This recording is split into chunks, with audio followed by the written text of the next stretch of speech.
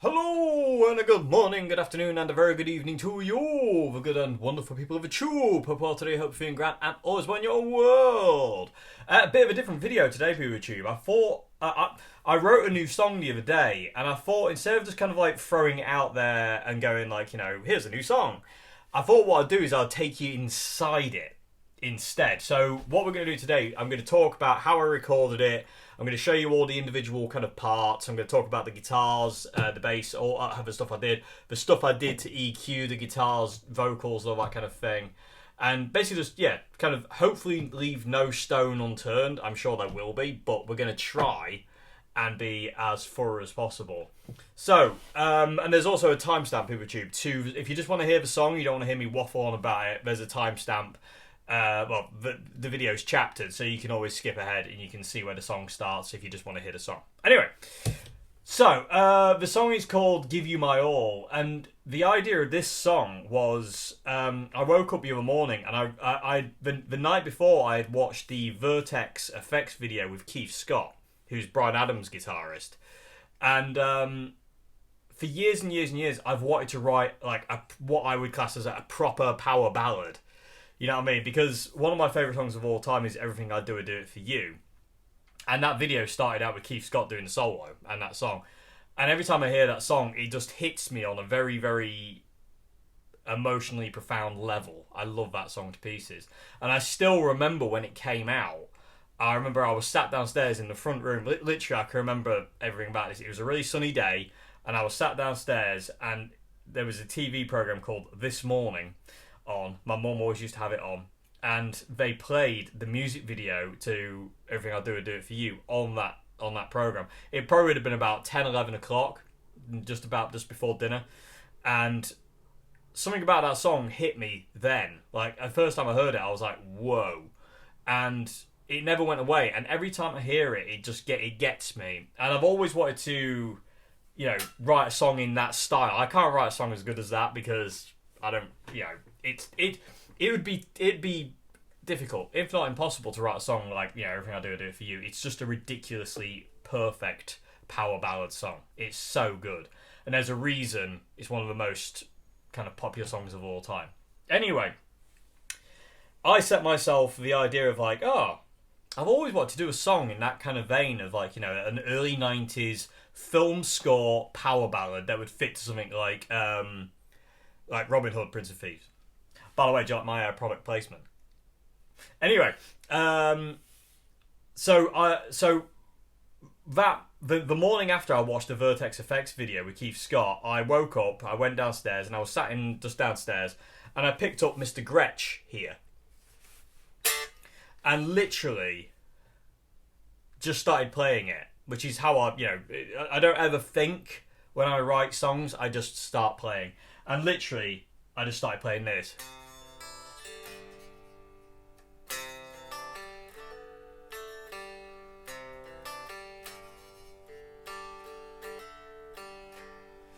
And I was like, that's something. That's definitely something. And that became the intro, which is this. So the main guitar, the main rhythm guitar you're hearing in this song, PeopleTube, I'll show you now, is this Gretsch guitar. And it just sounds amazing.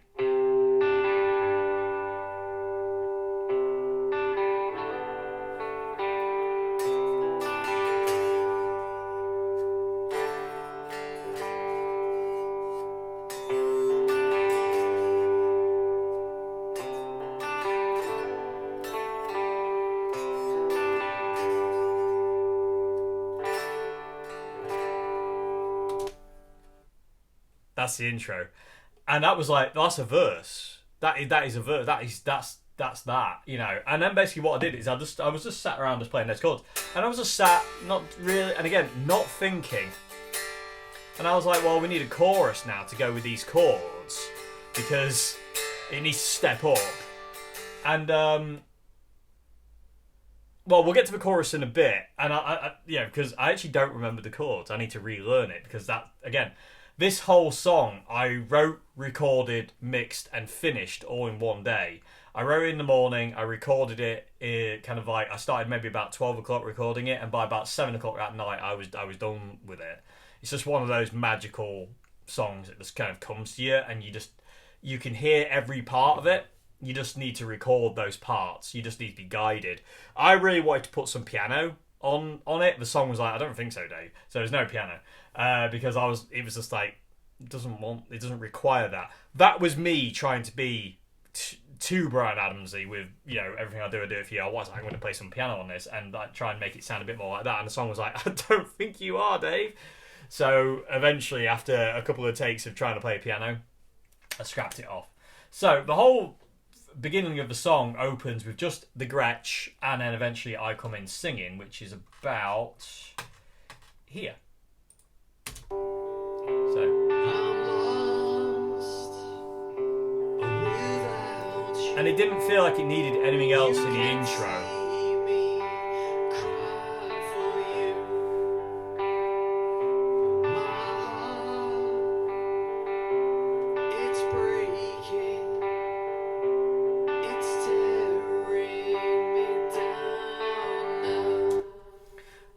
And again, when it came time to write the lyrics, I was like, right, it's a love song.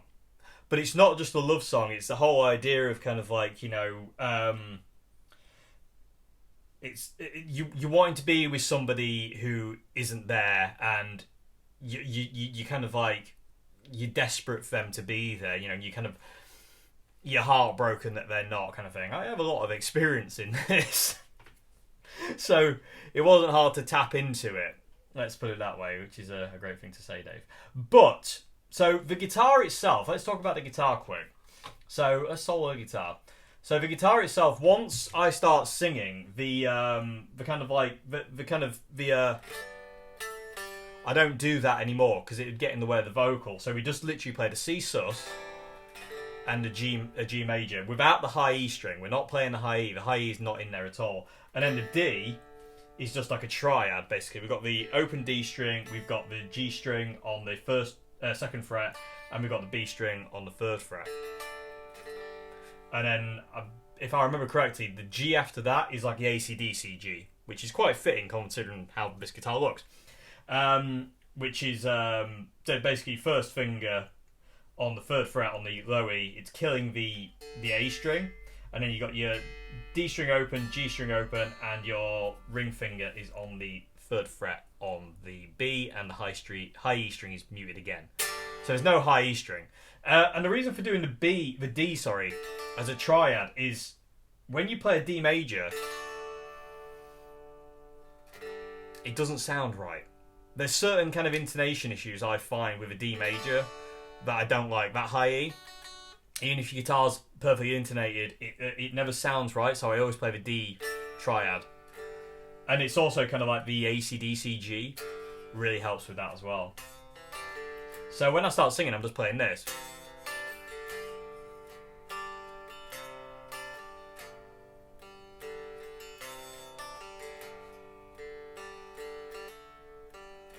And I do that kind of like country thing of hammering on. That kind of thing that I like. So you can hear that.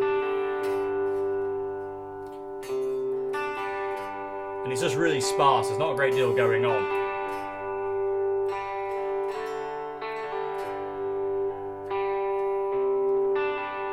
And what I did to this guitar, if I go over to the mixing side of it, is basically just EQ'd it. And what I did is what I always do with the guitars. You can't see the screen as well as I can, sadly, Peter. I don't know how to do that kind of thing. But I'll just explain it. But all I've done is I've lopped off all the low end. So all the bass end of the guitar is gone. You don't want... To be honest with you, I always struggle with getting enough low end out of the guitars. I don't want low end in the guitars. That's gonna, if there's any low end in there, it's gonna start interfering with the bass drum, any kind of toms that are going, anything else lower, it's gonna get annoying. So I lop off all the low end. So over here, on the EQ thing, I've got rid of all the low end, and what I've done is I've boosted up the high end, the high frequency. And the reason for that is the guitar you're hearing is direct input from my Marshall MG, which is sat back there, and it's DI. I'm not using any mics on any part of these songs. I never use mics apart from when I'm singing, which I'll talk about that when we get to the vocals. So it's literally just the DI. And the problem with the MG's DI is very, very, very, very dark. So you have to crank the high end up to get it back to how it actually sounds. So everything else is untouched. I've got another couple of low frequency. I've got a low frequency, I've got a mid frequency and a high frequency one. They're not touched, don't touch them at all. It's just the low and the high. So the low is cut all the way down and the high is boosted all the way up. And that's what I've done to all the guitars on this track. So that's that. And it, like I say, it captures the sound of this guitar really nicely because it's got such a twang. This guitar, that pickup's really nice. I'm thinking it's the 1 meg pots, but it's gorgeous sound. It's got this really, kind of delicate kind of sound, and because the song came out of this guitar, I was never going to use another guitar. It had to be this one.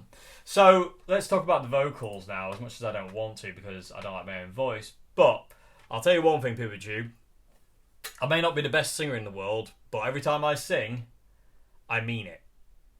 And that's not me just trying to be weird or anything like that. I honestly do mean everything I sing with all that I have. It's the same as when I play guitar. I mean it. I really do. And this song hit hard. It really did. The lyrics in this one hit very, very hard. Anyway, so listen to the vocal solo. Without you, and what I did to hit my voice, you can see me cry for you. is basically just use a preset. It's called Aggressive Male Vocal. I used Luna, by the way, to record it, and an Apollo Twin X, which is just off camera here. Me down now. And basically I just used a preset, which is called Aggressive Male Vocal. Aggressive male vocal, and it just works so nicely with my voice. It adds the right amount of low end and the right amount of sparkle. And the other thing I added was a reverb, which is just, again, another preset. It's called Auditorium, and all I did was turn it down a bit, and it's on about 50%, and it just makes the vocal sound really good. Without you, And then when you combine it with the guitar, you can see me cry for you. really interesting thing to note. I don't know if you'll be able to pick this up, but there's a kind of like when I kind of breathe out, there's like a bottom end kind of bass thing. I'm lost without There you. on the without. Now, if you hear it with the guitar now takes that bottom end away. I'm lost without you. It kind of like goes, don't need that because the guitar eats that frequency, which is cool. It's still kind of there, but it's not as kind of like drastic, if that makes any sense. So anyway, that's the intro of the song. And then I was like, after noodling on that for a while, I was like, I need a really strong chorus, which is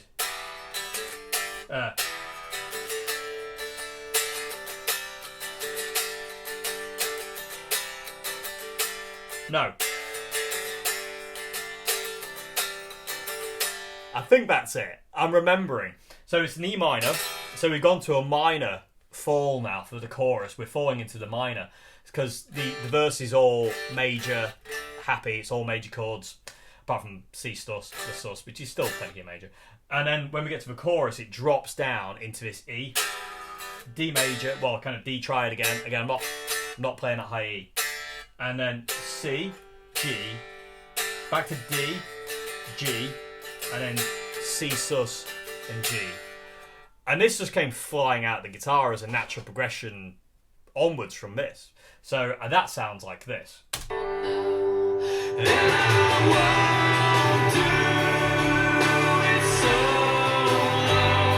Added backing vocal as well.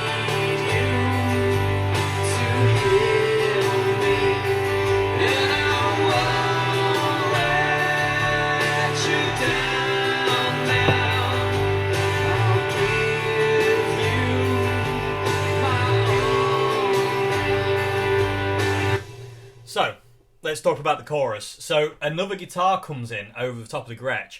So, all the guitars are the Tone City Golden Plexi. And all I'm doing for dynamics is hitting the guitar lighter or hard. As soon as I hit the lay into the guitar in the chorus, the guitar distorts more. So let me show you what I mean. So here's the last bit of the verse. So I'm picking very lightly on the guitar here. And then when it comes to the E, I start laying into the guitar and it distorts more.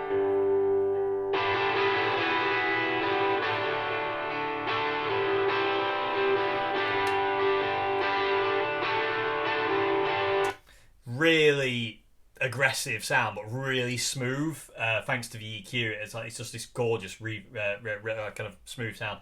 Also, all the reverbs you're hearing on the guitars are coming from the MG as well. I don't add reverbs in Luna to it. So, also another guitar gets added here as well, and this is the Chapman 2013, which I recently got. It's an absolute beast when it comes down to recording, and that sounds like this. Again, it's had the same EQ thing that the first guitar has, but the Chapman's a bit more aggressive in the mid-range and a little bit more distorted. It's got a bit more higher output humbucker in the bridge. Sounds like this.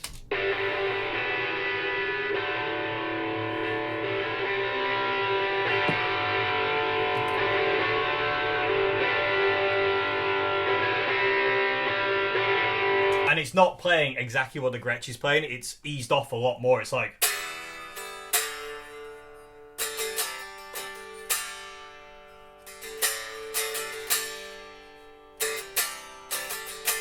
like that. It's giving it space, so to say, and together they both complement each other really nicely. And they're both, the Gretsch is panned to the left and the Chapman is panned to the right. They're not hard panned. They're about kind of like 10 o'clock, 3 o'clock, 10 o'clock, 2 o'clock kind of thing. So and together they sound great. They sound like this.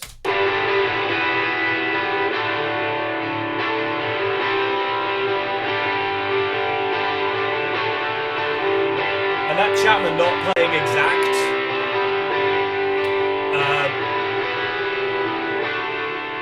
kind of breaks it up and gives it something a bit different as well.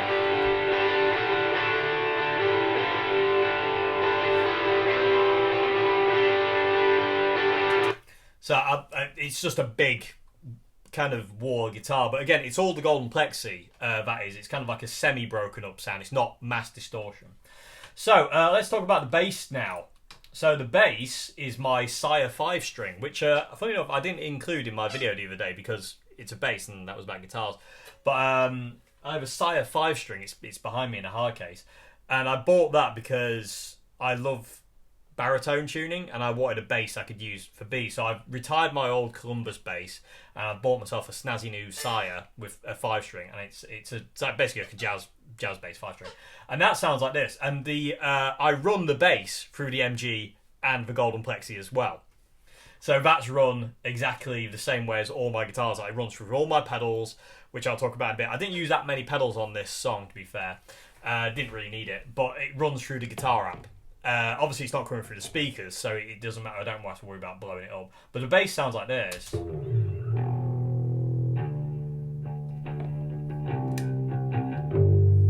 Quite distorted and big. I'm using a pick as well because fingers didn't sound right.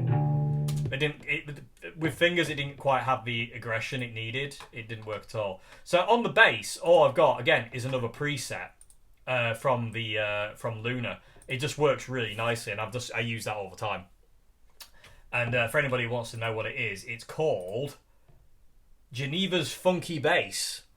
It just works great. I love the low end of it, and I just love the overall tone of it.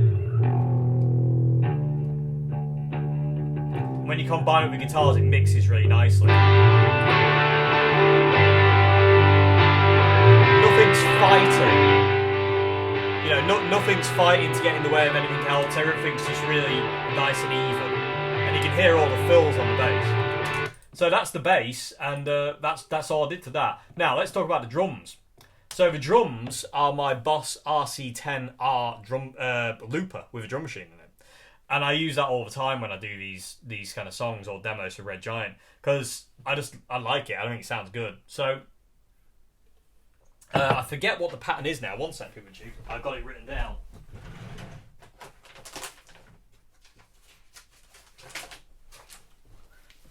I always when you're writing a song, it's always good to keep notes. So it's the alternate rock 16-beat free at 72 BPM. So there we go. So that's what the drums are, and they sound really cool. And what I've done to them is I've put them in. I've lopped off some of the low end with an EQ, but I've also got a reverb on it, and I've also got a preset on it, which is full of kick. It just makes the bass drum sound a bit more powerful, and the drums sound like this.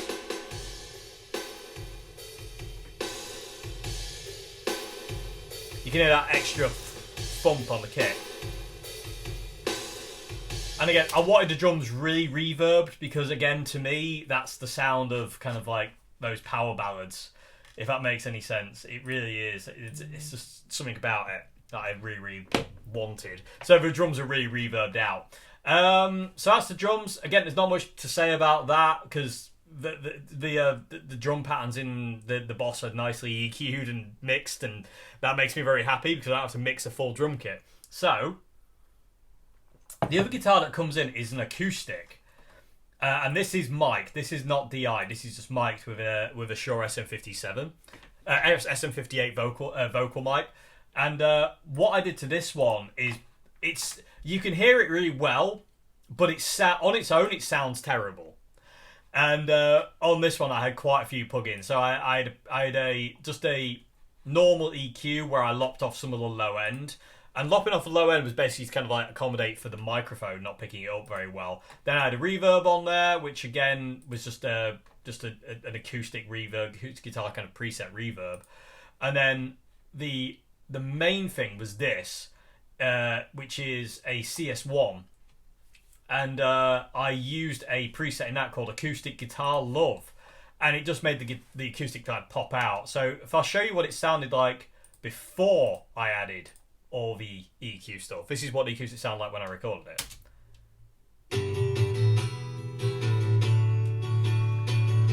So it's got a lot of low end that's just going to interfere with too much stuff. So that's what the first EQ does. So I'll put that in now. Makes it really thin. And then the reverb just gives it space and ambience. And again, it's a early 90s ballad and like kind of 80s ballad. It needs lots of reverb. And then the acoustic guitar lift just kind of added a bit more. It just gave it that really airy acoustic sound. Without that, it's not really much of anything. With it, all of a sudden, it pokes its head out and sounds immense.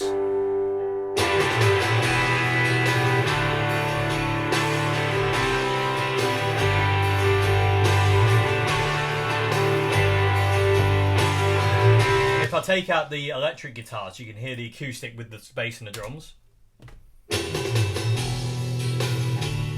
It's very low. Acoustic is not loud. To be honest with you, with the acoustic, I'm more after the plectrum sound than I am actually the chords and the actual tonality of the guitar. I want that kind of like acoustic plectrumy sound, which adds a lot. So it's just got all the guitars now.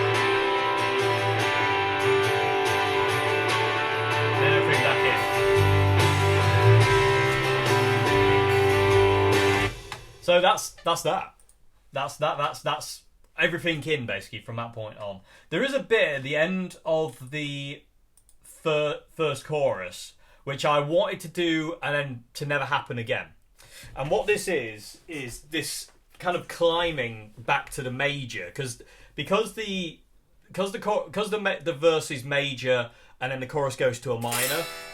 I wanted to drag it back into the major. So what I did, people with Tube, is I got this E minor chord, and then I got this F sharp over D major, kind of D major, again, no high E, to G major, again, no high E. And what that does, it brings it back nicely to go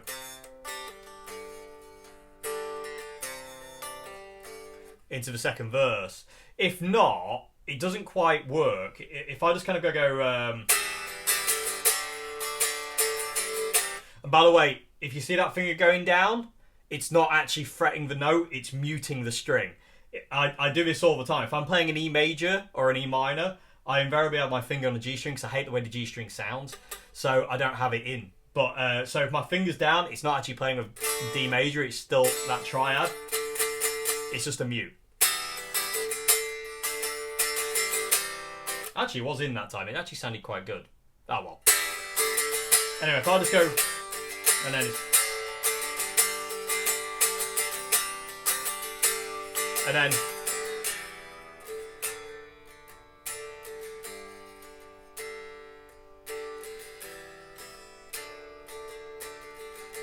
stop, 3, 4. It just brought it in nicer. Brought it back into the second verse a lot nicer than it would if it was just kind of like still in that kind of heavy kind of chorus thing. So so that happens once, and it's just bringing the dynamic back down to the verse, and then drum stop.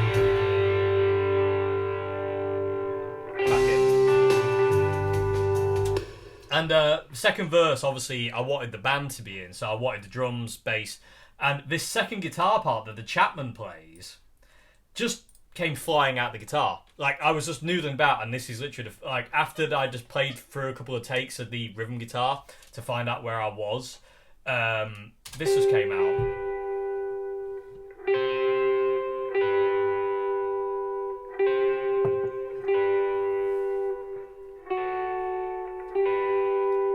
And it was so perfect.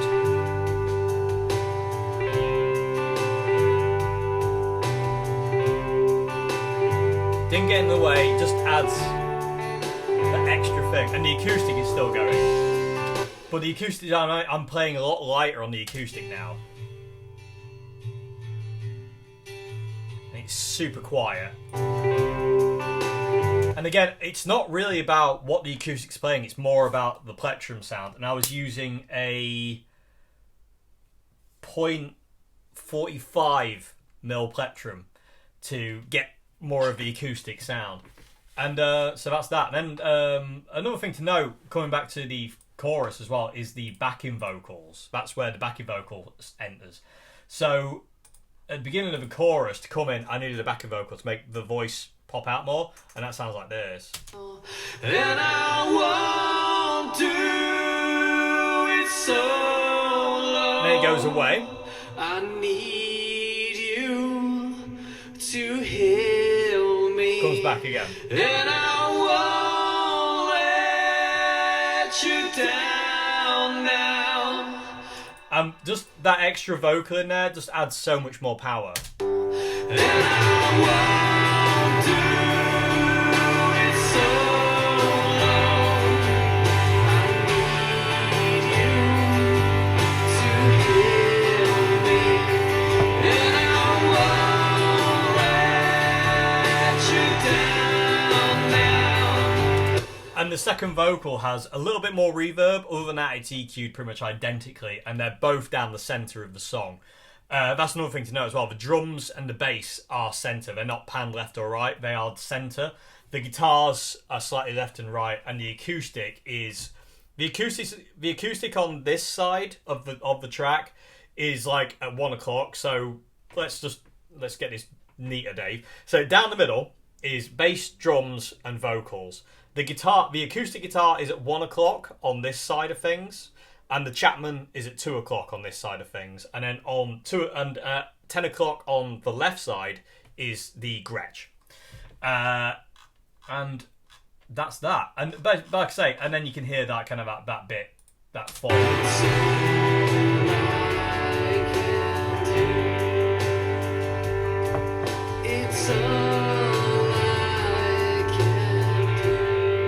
And again, I wanted the drums to kind of like abruptly stop and just let it ring. Like, I didn't like the idea of the drums keeping going. It sounded weird, so I got rid of them. So, song kind of proceeds, as does second verse. With the band in, it's got a bit more groove. With that extra, the guitar, the Chapman. Oh. And towards the end of the second verse, I started bringing the cloud burst, which does this, and it's faded in. It's slowly bringing in.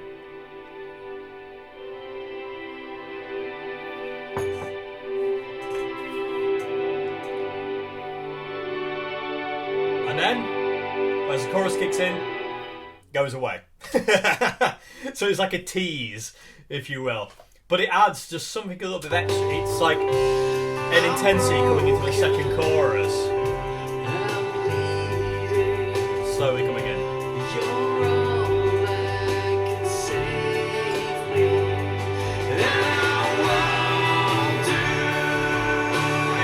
And then I wanted the second chorus to kind of like, it's the same intensity as the first one. You know, the cloudburst makes it build to something, but it kind of like levels out, because the reason for that was I wanted the last chorus to be absolutely epic, because it's a double chorus and it's a power ballad. So you need the last chorus to be monstrous. So that's that.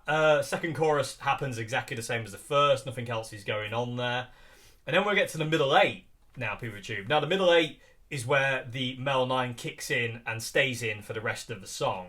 And the Mel... not the Mel 9, sorry. The Cloudburst. Did I say the Mel 9? It's because it's written as the Mel 9. Anyway, because I recorded it in the Mel 9's track. I have templates. Anyway.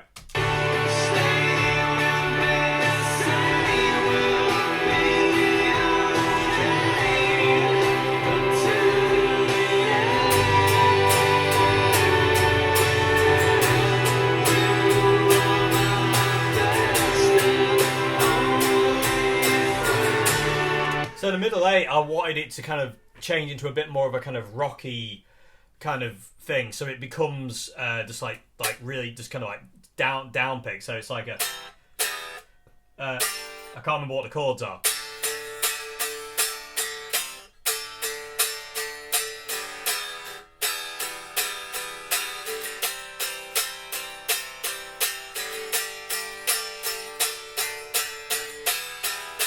You know, I want it to be, instead of having kind of a flow like the rest of the song, I wanted the middle eight to really be kind of like nailing it. So it's all down pick. So everything's doing this, and it's D, E, C, G for the first part, and then it does this kind of minor fall thing where it goes G, an F sharp over D major to E major, and then it goes to C major and ends on a D. And then it comes into the guitar solo. But it's again, it's just a heavier bit. So coming out the chorus.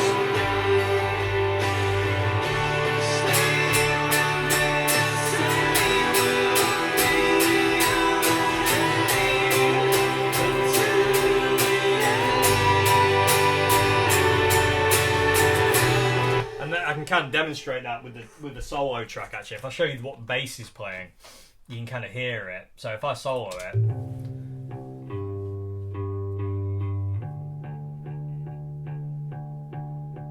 it's all kind of I think it's eighth notes, and then you get the guitar in. You have the guitar and the acoustic, all doing the same thing. So it needs to have like a bit of a dynamic shift. It didn't want to be all the kind of same kind of flowy rhythm, especially not the middle eight. The middle eight needs to stick out, and that's why I brought in the Mel 9, the Cloudburst as well, because I wanted the string kind of the pad sound. So that's doing this. I'll put the Gretsch over the top.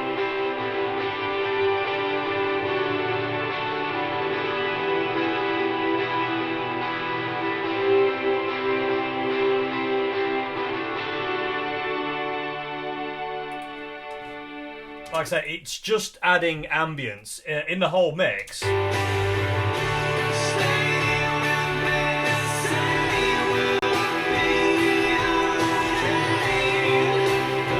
It's almost imperceivable that it's there. It's very low, but all of a sudden you're aware that there's something else there, which is what I want it to be. It's adding an extra layer of bass, if you will, and just something else for your ear to go, oh, this has stepped up because something else is happening.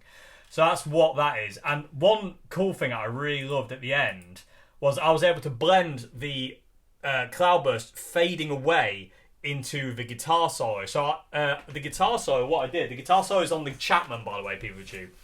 It's not on the Gretsch. It was initially going to be on the Gretsch, but then the Chapman just had the sound that worked a bit better. So what I did is I hit the harmonics on the 7th fret here on the D, G and B, like that, and those harmonics blended so nicely with the cloudburst fading out. So if I solo them, so this is the guitar solo and the cloudburst now. So the cloudburst will start fading away, and as that fades away, the guitar solo will fade in.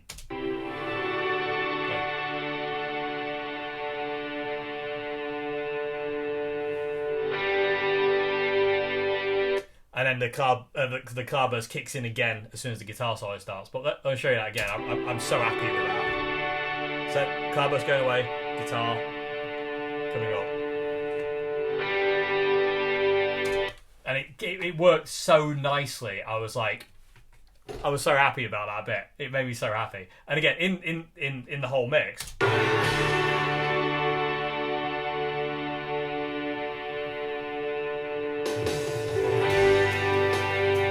And again, I wanted the drums to kind of...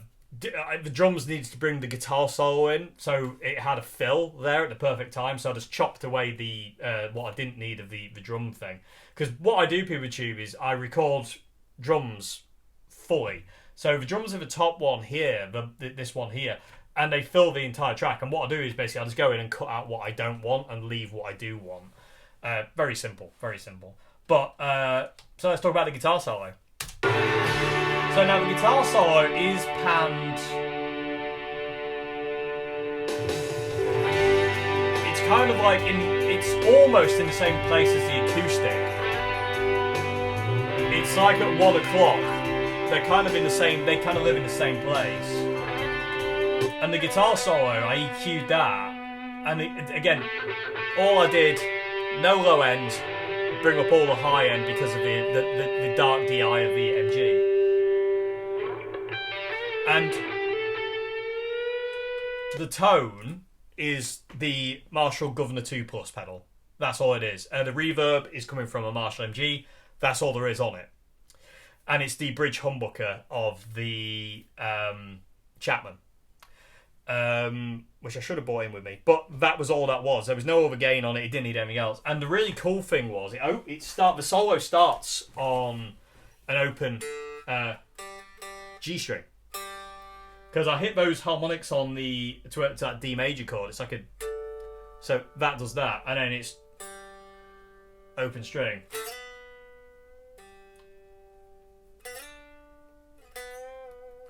And it's that kind of thing. It took me a few takes to get the solo. It was probably about 5 or 6 takes of messing around to get the solo, and I really like it. I was trying to channel Keith Scott, basically, is what was going on there.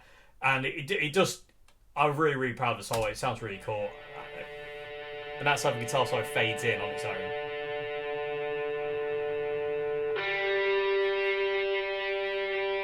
If we put the Gretchen... Everything's so calm in the background as well. If I put the cloudburst in, you can hear how serene it is. Then put everything else in. The drum thing had this really cool shaker sound. I love that. It just added to it so much. And the bass is really sparse. The bass is like just playing that whole note, so I'm just letting it hang, giving it space.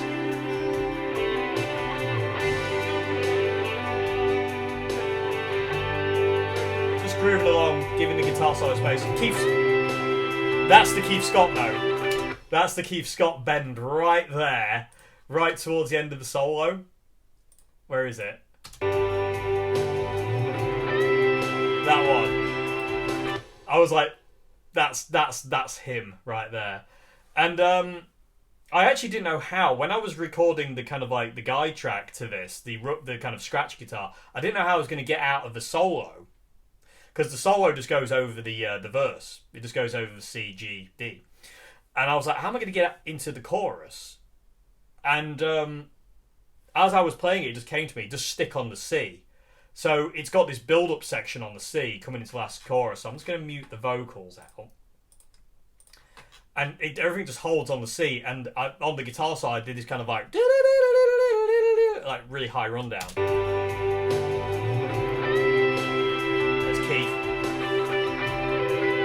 we go. It starts to swell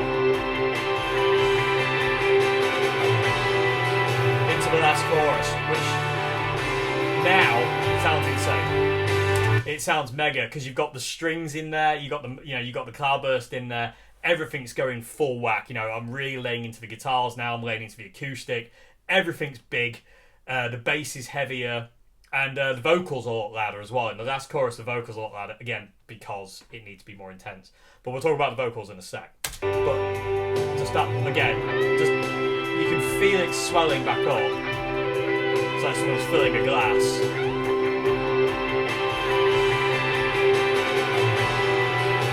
If I solo the the cloudburst, you can hear it getting intense.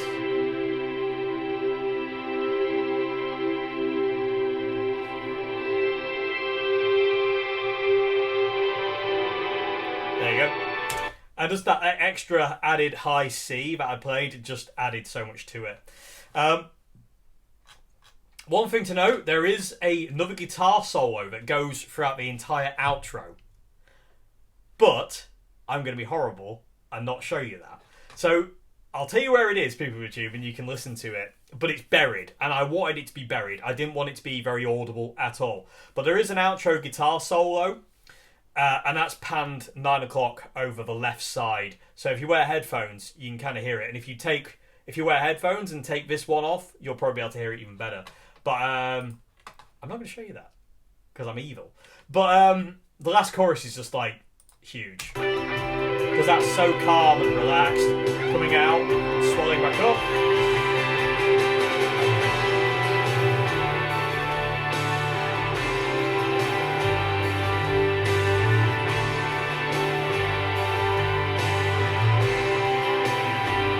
And the guitar solo on this side is not doing a great deal. But again, the vocals are all louder, and I stepped up the intensity on my vocals as well with the last chorus. I really went for it. And the backing vocal isn't just doing the first line now; it's doing the end of the end of every line. So like, just the first one.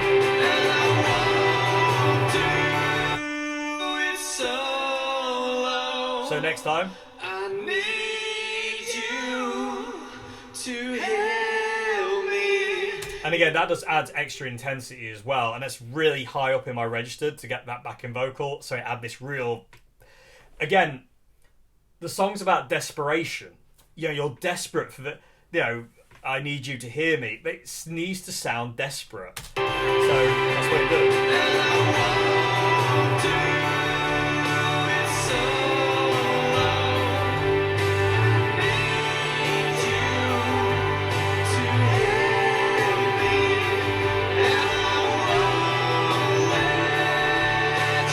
Same thing again. I'll give you my all now. So that's adding that intensity, and then the chorus doubles. Everything is flying now, and we add an extra vocal. Now, the last vocal, there is a mistake. It's technically a mistake, but I like the harmony that much. I kept it. It's weird. So I'll show you all three voices in solo so you can hear them. But I'll point out the mistake, but I liked it. So I was like, because I was just, with the third vocal, I was just kind of messing around seeing what I could extra, because it needed another vocal to come in the top, and it had to be screamy. So the first part of it is identical to the backing vocal, but then it goes off on one. It just ramps up. So you'll hear that.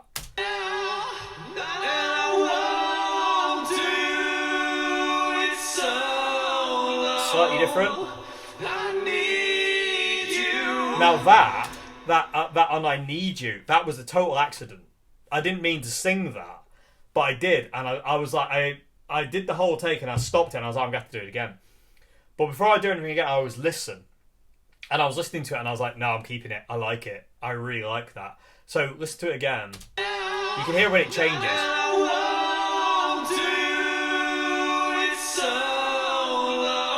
Here. I need you to help me. So I really liked it, so I kept it. Because I was just like, that's a really weird harmony. but I really like it, and I'm not deleting it. I just like the way it sounds. And I like the fact that one vocal comes in early, and again, I left it. I like that. I'm not after perfection. The song is about desperation. You are so desperate for this person you love to hear what you're trying to say, and you don't want to be without them. So you just it's all falling apart now. Everything's going off the walls, and you're just kind of going, ah! That's what's going on in this last chorus. So I'll play the entire last chorus with just the vocals now. Because you can hear the third voice get really desperate.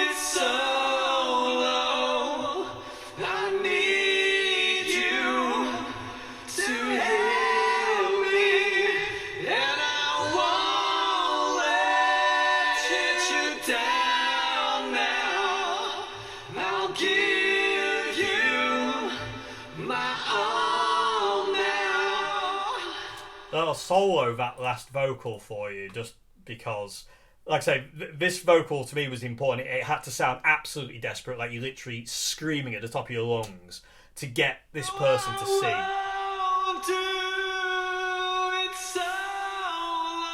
That's where everything changes.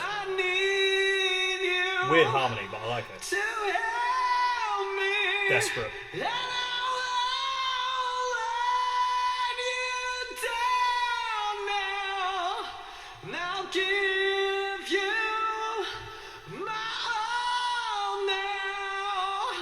And I wanted my voice to kind of wobble, and it wasn't hard to get it to wobble because it's an emotional reaction to what I'm singing.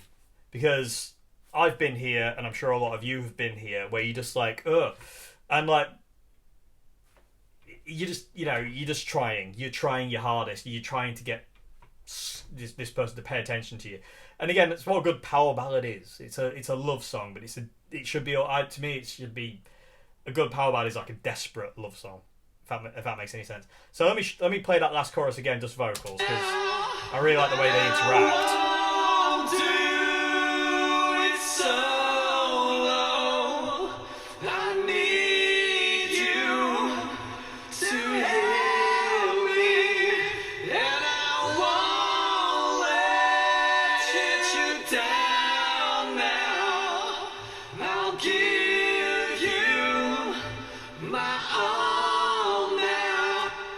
So really happy with those vocals. Really like it. I really like that weird harmony. And in the mix, like I say, everything's just blasting.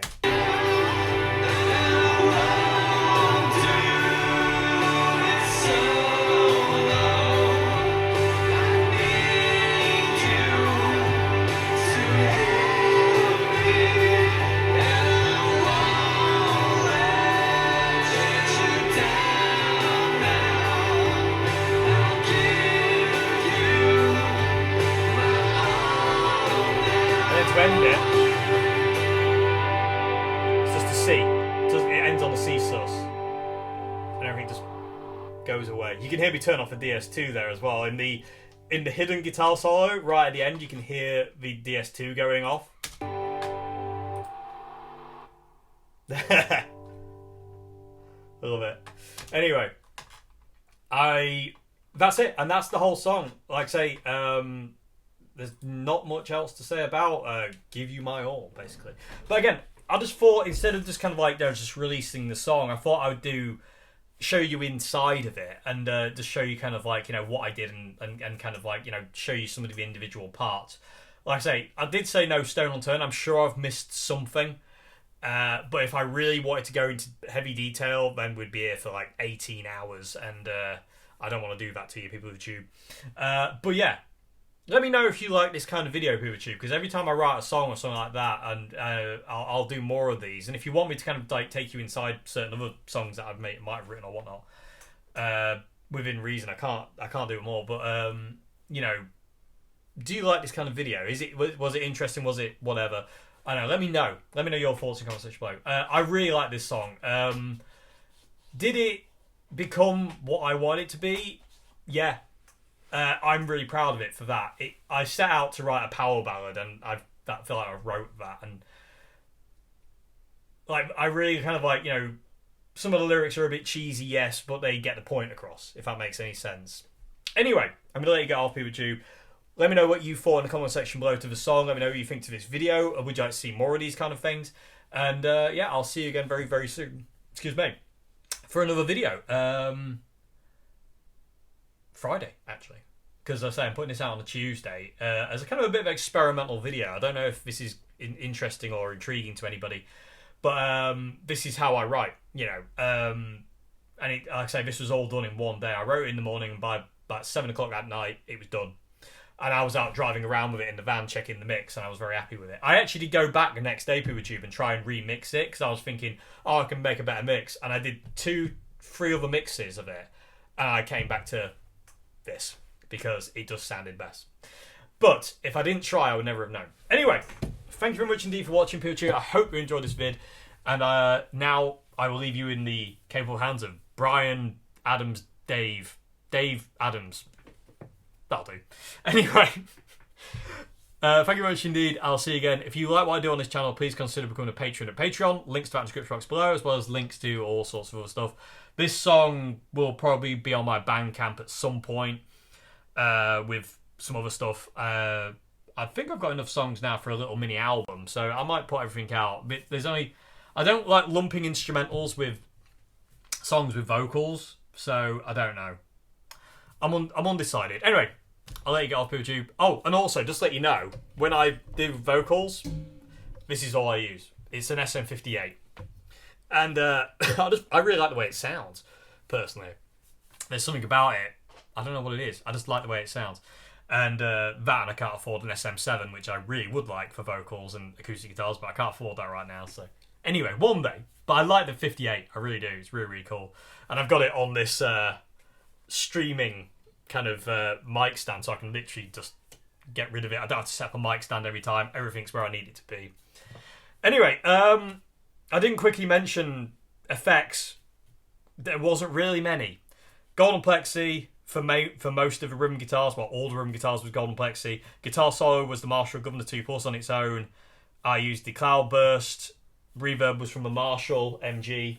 DI'd out. Bass was running through the Golden Plexi as well, and that's about it. Simple as can be. Nothing, no kind of like crazy special effects or anything like that. Anyway, thank you very much indeed. I'll see you again. Have a great one, and enjoy Give You My All. And let's all go back to the 90s and pretend we're in a heartbreak film with Kevin Costner. See you later. Goodbye now.